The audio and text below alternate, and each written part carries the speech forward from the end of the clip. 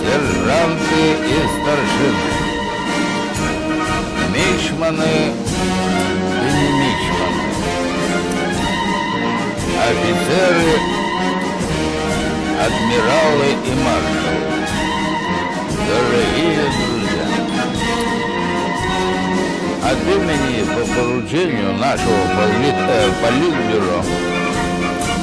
разрешите поздравить вас с Днем Советской Армии и военно-морского флота.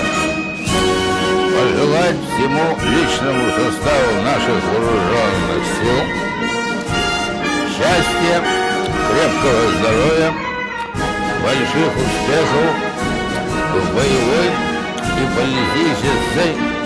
подготовке и